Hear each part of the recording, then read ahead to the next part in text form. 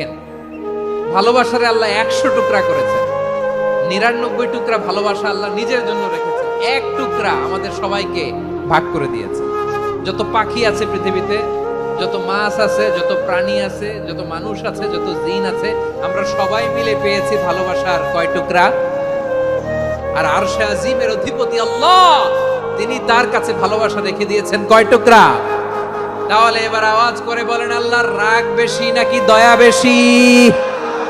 আল্লাহ তুমি দয়ার সাগর, রহমানুর রহিম, তোমার দয়ায় পূর্ণ আমার সারা নিশিদিন। সবাই পড়ে, আল্লাহ তুমি দয়ার সাগর, রহমানুর রহিম,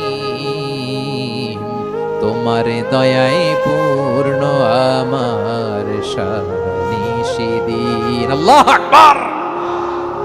আল্লাহ বলেন, রাহমাতি ওয়াসিআত কুল্লা শাই, গোটা বিশ্বের সব জায়গায় আমি আল্লাহর রহমত বিস্তৃত, এমন কোন জায়গা নাই যেখানে আমি আল্লাহর রহমত নাই। ঠিক কিনা বলেন?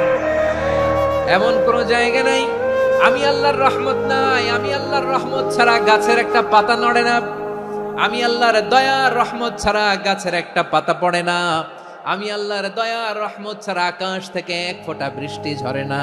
তিনি হলেন রহমান, তিনি হলেন রাহিম। ঠিক কিনা বলে? আল্লাহরে চিনতেছেন? আলোচনার বিষয় কি? আসুন আমাদের রবকে চিনি। তিনি হলেন আর রহমান, তিনি হলেন আর রাহিম। তার দয়ার কোনো শেষ নাই, তার মায়ার কোনো শেষ নাই।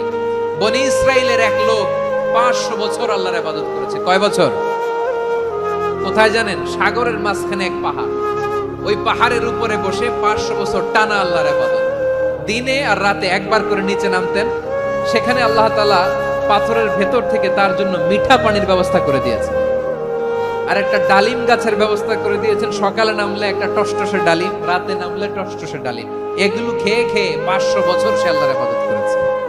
আর সে আল্লাহর কাছে বলেছে, আল্লাহ আমি যখন মারা যাব সেজদারত অবস্থায় যেন মারা যাই। ঠিকই আল্লাহ সেজদারত অবস্থায় সাইয়েদনা আজরাইলকে পাঠিয়ে দিলেন। সেজদারত অবস্থায় লোকটা মারা গেল। 500 বছর ইবাদতের পরে আল্লাহর দরবারে কিয়ামতের কঠিন ময়দানে যখন লোকটা হাজির হয়ে যাবে, আল্লাহ বলবেন, আদখিলু আবদি আল জান্নাতা বিরহমাতি, আমার বান্দাকে আমার দয়া, আমার ভালোবাসা দিয়ে জান্নাতে ঢুকায়া দাও। 500 বছর ইবাদত করছে তো আমার দয়ায় আমার বান্দারে জান্নাত দাও। এই বান্দা বলে, বালবি আমালি, আল্লাহ তোমার দয়া লাগবে কেন? আমি আমার আমল দিয়ে জান্নাতে যেতে চাই। কি দিয়ে? কথা বুঝে নাই বোধহয়। আল্লাহর এই বান্দা কি দিয়ে জান্নাতে ঢুকতে চায়? আমল দিয়ে। আল্লাহ বলছে, আমার দয়ায় আমার বান্দারা জান্নাতে নিয়ে যাও। ফেরেশতারা এ বলে, আল্লাহ তোমার দয়া লাগবে কেন? সেজদা তো কম দেই নাই, জিকির করতে করতে 500 বছর শেষ করে দিলাম, আবার তোমার দয়া লাগবে? আমি তো আমার আমলেই জান্নাতে যেতে পারি। আল্লাহ বলবেন, তাই ঠিক আছে, আমি চাইলাম দয়া দিয়ে জান্নাত দিব, তুমি চাইলে আমল দিয়ে ঢুকবা। ঠিক আছে, তোমার আমল আর আমার যে দয়া, দুটার একটু মাপ নেই। তোমার 500 বছরের ইবাদত এক পাল্লায় রাখো। আর আল্লাহ বললেন, আমি যে দয়া করে এই দুনিয়ার নাজ নেয়ামত বিউটি সৌন্দর্য দেখার জন্য তোমার দুটা চোখ দিয়েছিলাম, দুটা নয় একটা চোখ আরেক পাল্লায় রাখো। রাখা হবে, দেখা যাবে ওই 500 বছরের ইবাদত হালকা হয়েছে, আর মুহূর্তের মধ্যে আল্লাহর দেয়া একটা চোখের নেয়ামত ভারী হয়ে গিয়েছে। আল্লাহ বলবেন, তোমার কথা মতো মাপ দেয়া হলো, এবার ফলাফল দেখো। হিসাব বলে, তুমি এখন জাহান্নামে যাবা। Go to the hell fire, যাও এবার জাহান্নামে যাও। মাপ চোখে যখন আসছো আমার সাথে হিসাব ক্যালকুলেশন, যাও তুমি এবার জাহান্নামে যাবা। এবার লোকটা কাচুমাচু করে বলে, আল্লাহ আমি বুঝি নাই, আল্লাহ আমি বুঝতে পারি নাই, খেয়াল করি নাই, তুমি আমারে ক্ষমা করো, তুমি আমারে মাফ করো। ও আল্লাহ, এবার আমি টের পেয়েছি, এবার আমি বুঝতে পেরেছি, তোমার দয়া ছাড়া দুনিয়ায় কেউ জান্নাতে যেতে পারবে না, কেউ পারবে না। আল্লাহ বললেন, ওরে গোলাম, তুই তো কিছুই ছিলি না, অস্তিত্বহীনতা থেকে তোরে অস্তিত্বে আনলো কে? ওই ছোট্ট শুক্রাণু থেকে মায়ের পেটে 9 মাস ধরে খাবার দিয়েছে কে? আবার সুস্থতার সাথে দুনিয়ার বুকে তোরে ডেলিভারির ব্যবস্থা করে দিল কে? আবার তোর মায়ের বুকের ভেতরে 2টা খাবারের লাইনের ব্যবস্থা করে দিল কে? আবার তোকে শৈশব পেরিয়ে কৈশোর, কৈশোর পেরিয়ে তারুণ্য, তারপরে যৌবন, এগুলো দান করলো কে? তার চেয়েও বড় কথা, পাহাড়ের মাঝখানে, সাগরের মাঝখানে 500 বছর ইবাদত করার শক্তি তোর গায়ে দিয়েছে কে? এই সাগরের মধ্যে লোনা পানি, লবণের পানি মুখে দেয়া যায় না, সেখান থেকে আমি পাহাড়ের ভেতর থেকে মিঠা পানির ব্যবস্থা করে দিলাম। ওই জায়গায় তোরে রিজিকের বন্দোবস্ত করলো কে? সকাল বিকাল 2 বেলা টসটসে ডালিম খাওয়ার ব্যবস্থা করে দিল কে? তোর আবদার ছিল আল্লাহ আপনি আমারে সেজদারত অবস্থায় রুহু কবজ করবেন, তোর শেষ আবদারটাও পূরণ করেছে কে? ও গোলাম, আমার রহমতের তুলনায়, আমার নিয়ামতের তুলনায় তোর 500 বছরের ইবাদতের কোনো ওজনই হবে না। গোটা বিশ্বের কেউ কোনোদিন আমার জান্নাতে ঢুকতে পারবে না আমি আল্লাহর দয়া ছাড়া। ওয়ার রহমানুর রহিম, তিনি দয়াময়, তিনি মেহেরবান। জিবরাইল আলাইহিস সালাম বিশ্বনবীর এই লম্বা হাদিসটা যখন শোনালেন, আমি যা যা বলছি এটা বিশাল এক হাদিসের অনুবাদ। বললেন, ইয়া মুহাম্মদ, এই দুনিয়ার সবটাই চলে আল্লাহর রহমত দিয়ে। হাদিসের শেষ কথা, সব চলে আল্লাহর কি দিয়ে? তখন বিশ্বনবী সাহাবাদের বললেন, ও সাহাবারা শোনো, আল্লাহর জান্নাতে কেউ কোনোদিন প্রবেশ করতে পারবে না তার রহমত ছাড়া। সাহাবারা বললেন, ইয়া রাসূলুল্লাহ, আপনিও না? আপনিও কি আল্লাহর রহমত ছাড়া প্রবেশ করতে পারবেন না? বিশ্বনবী বললেন, না, আমিও না। আমি বিশ্বনবীও আল্লাহর জান্নাতে আল্লাহর রহমত ছাড়া ঢুকতে পারবে না। তবে কিয়ামতের দিন আল্লাহর রহমত আমার চারদিকে বেষ্টনী দিয়ে থাকবে। আল্লাহ নিজের পরিচয় দিয়ে বললেন, আলিমুল গায়বি ওয়াশ শাহাদাতি হুয়ার রহমানুর রহিম। আমি হলাম রহমান, আমি রহিম। আল্লাহরে চিনছেন? ওবারখালীর ভাইয়েরা, আপনার রবকে চিনতে পারতেছেন? তিনি দয়ার সাগর, তিনি মায়ার সাগর।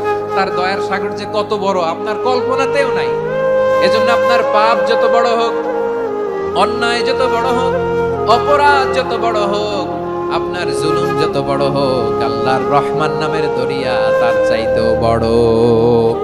আল্লাহ বলেন, কুলিয়া ইবাদিয়াল্লাযীনা আসরাফু আলা আনফুসিহিম লা তাকনাতু মির রাহমাতিল্লাহ ইন্নাল্লাহা ইয়াগফিরুয যুনুবা জামিআ ইন্নাহু হুয়াল গফুরুর রহিম।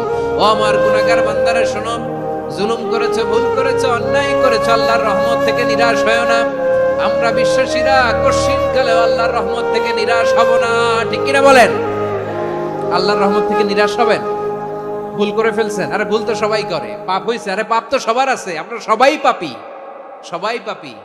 যত পাপ হোক, ভুল হোক, অন্যায় হোক, অনুতপ্ত হয়ে তওবা করে, ওযু করে, জায়নামাজটা বিছিয়ে সেজদা দিয়ে চোখের পানি ছাড়েন। চোখের বেয়ে পড়া পানি আল্লাহর কাছে যে কত প্রিয়। অনুতপ্ত বান্দার চোখের পানির ফোঁটা তার চোখ বেয়ে, নাকের ডগা বেয়ে জমিনে ড্রপ করার আগেই আল্লাহর ওই বান্দার সব গুনাহ মাফ করে দেয়। আল্লাহ বললেন, আমি রহমানুর রহিম, আমি দয়াময়, আমি মেহেরবান। এরপর আল্লাহ বললেন, হুয়াল্লাহুল্লাযী লা ইলাহা ইল্লা হুয়াল মালিকুল কুদ্দুসুস সালামুল মুমিন। ওয়াল্লাহুল্লাযী, তিনি এমন আল্লাহ, লা ইলাহা ইল্লা হু, তিনি ছাড়া কোনো ইলাহ নাই। আল মালিক, তিনি হলেন আল মালিক। দুইটা শেষ, আর রহমান আর রাহিম শেষ। এবার আল্লাহ 3 নম্বর গুণবাচক নামের পরিচয় দিচ্ছেন। আল্লাহ বলছেন, আমি হচ্ছে আল মালিক। আমি কি? মানে সম্রাট। আল মালিক মানে হচ্ছে the king, the king of kings. সব রাজার বড় রাজা, মহারাজা। তার চেয়ে বড় রাজা আর কেউ নাই, তার চেয়ে বড় সম্রাট আর কেউ নাই, তার চেয়ে বড় ক্ষমতাধর সত্তা মহাবিশ্বে দ্বিতীয় কেউ নাই। চিৎকার করে বলেন ঠিক কিনা? তিনি আল মালিক। আল মালিক মানে ক্ষমতাধর, ক্ষমতার মালিক, রাজাধিরাজ, বাদশাহ। তার ক্ষমতা আর আমাদের ক্ষমতা একরকম নাকি? হ্যাঁ, আমাদের দুনিয়াতে ক্ষমতা অস্থায়ী ক্ষমতা, ঠিক কিনা বলেন? আইজ আছে কাল নাই, এরকম না ক্ষমতা? আল্লাহর ক্ষমতাও তো এরকম না, আইজ আছে কাল নাই এরকম। দুনিয়াতে দেখবেন কোন দেশের প্রেসিডেন্টের 4 বছরের ক্ষমতার মেয়াদ, কোন দেশে 5 বছরের। আল্লাহর কয় বছরের? 10 বছরের নাকি 20 বছর, 100 বছর। আল্লাহর ক্ষমতার মেয়াদ কতদিন বলেন? বুঝে থাকলে বলেন তো। চিরকাল তার ক্ষমতার মেয়াদ। চিল্লায় বলেন ঠিক কিনা? নিরঙ্কুশ ক্ষমতা, একচ্ছত্র ক্ষমতা বলতে যা বোঝায়, এই ক্ষমতা একমাত্র আল্লাহরই আছে। আমাদের ক্ষমতার জন্য আমরা ডিপেন্ড করতে হয়, ওর ডিপেন্ড লাগে, ওই জনমত নেওয়া লাগে, ওই জনগণের কাছে যাওয়া লাগে, ভোট চাওয়া লাগে, এরা ভোট দিলে এরপরে আমরা আসবো, ঠিক কিনা? আবার জনগণ না চাইলে আমরা নাই। আল্লাহর ক্ষমতা কি এরকম? হ্যাঁ, আবার দেখবেন দুনিয়াতে ক্ষমতায় যাওয়ার জন্য জোট করা লাগে, জোট। জোটের রাজনীতি আছে না নাই? জোট হয়, শরিক হয়, এই হয়, সেই হয়, নানা ভাবে দুনিয়াতে ক্ষমতায় আসতে হয়। আল্লাহ বলে আমার ক্ষমতার জন্য কারো উপর বিন্দু পরিমাণ আমার ডিপেন্ড করা লাগে না। সৃষ্টির শুরু থেকে আমি ক্ষমতার চেয়ারে বসা, মহাবিশ্বের শেষ পর্যন্ত, সীমাহীন ভবিষ্যৎ পর্যন্ত আমি ক্ষমতার চেয়ারে থাকবো। আমি হলাম আল মালিক।